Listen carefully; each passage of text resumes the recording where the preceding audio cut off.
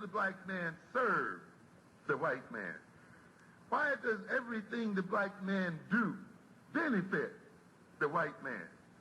Why does the black man say freedom is doing what I want to do? And why is it that everything he wants to do enriches the European? Welcome to the desert of the real.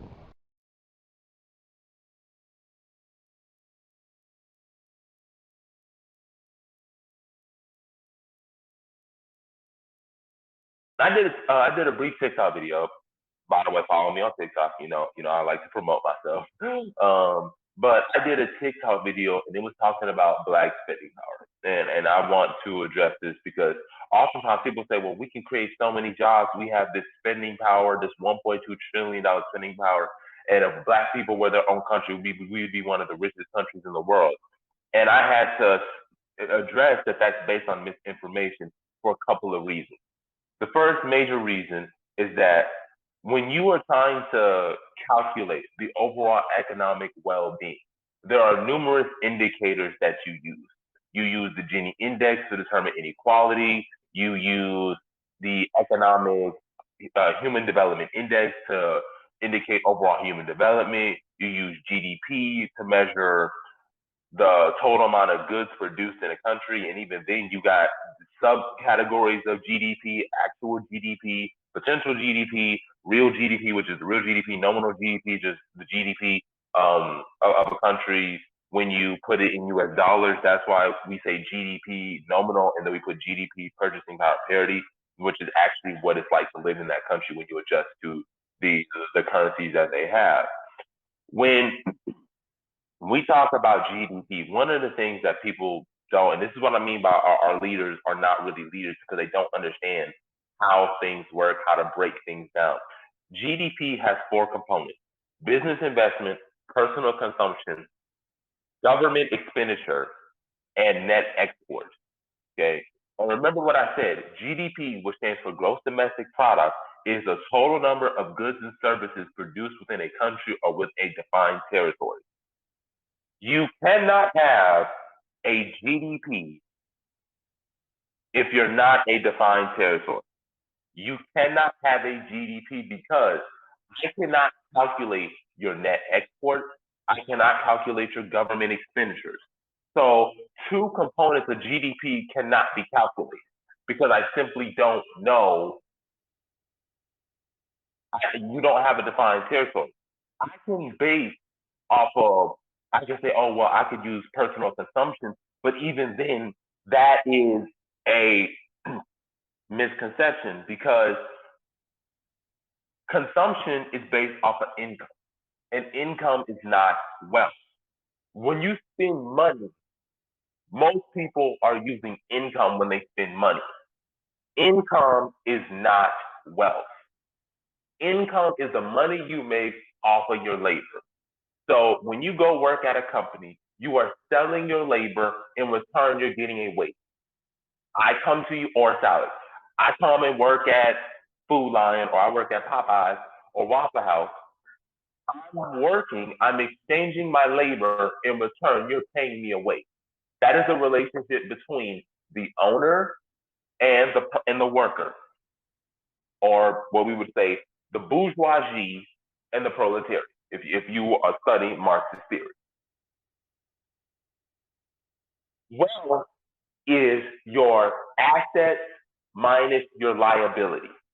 If I were to take your assets, all that you own, and I was subtracted from your liability, debt, whatever that leftover is, that is what we would classify as wealth. But what is wealth? Wealth are assets, and assets are things such as intellectual property, land, minerals, trademarks. All of those comprise what we consider to be assets. That's why you got tangible assets and you got intangible assets. Wealth can be created at an individual level for an individual person. But key word, that's an individual person. If you're talking about wealth collectively, that is a government structured thing. Wealth on a collective level is created by government policy because the economy functions as a system.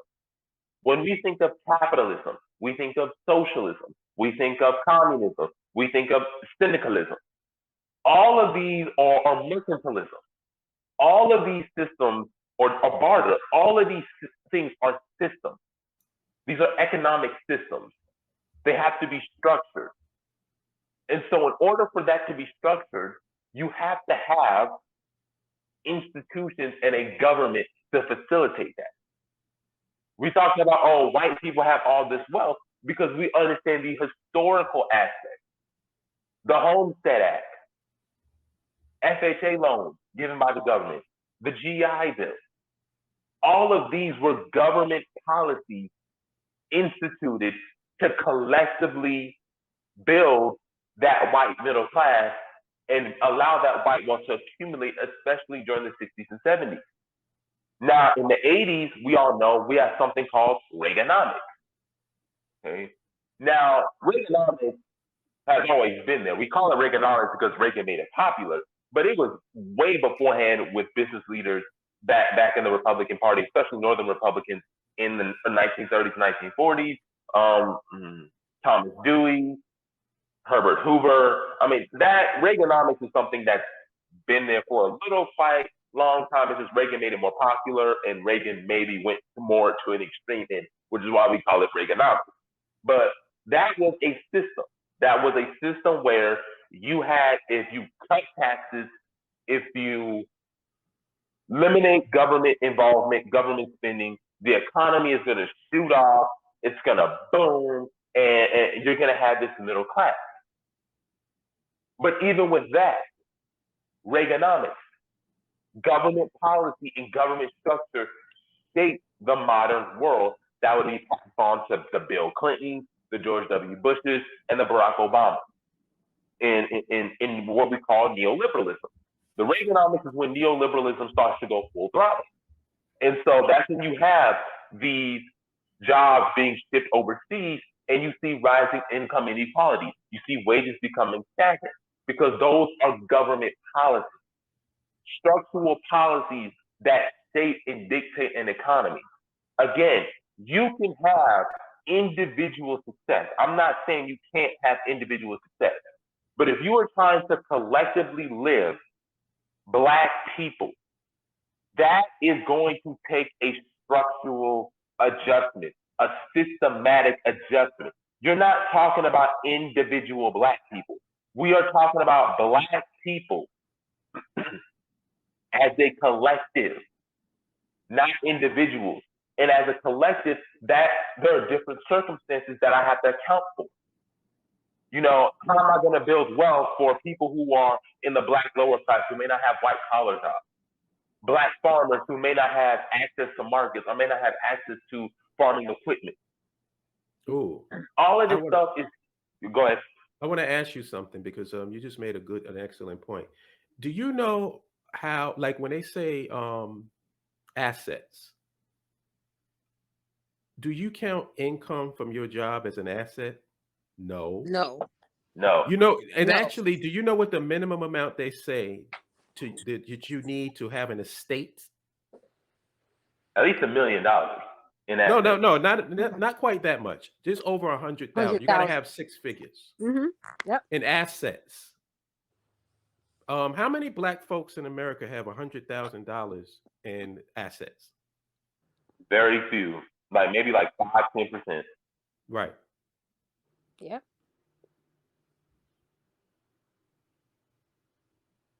So people need to really understand that when they say assets, they're not talking about your salary. And also, that goes back to knowing what these words and these terms actually mean. Stop going according to what, social media is telling you about how you build wealth, and also actually dive deep into what it means to have assets. And it's very important to know these things. Yeah, wealth is a completely different animal than what you have in your bank account. That's completely separate. Mm-hmm. Or And what another you're thing is, earning on your job. Those are completely, because wealth means that this is something, a large amount of money or products or properties that you don't have to touch on your day-to-day life. It's something that's completely separate from the money that you handle on a day-to-day basis. That's what wealth is. So we have to really pay attention to what the wordings that are being used. and I want to also address the point is that wealth is also an indicator of stability.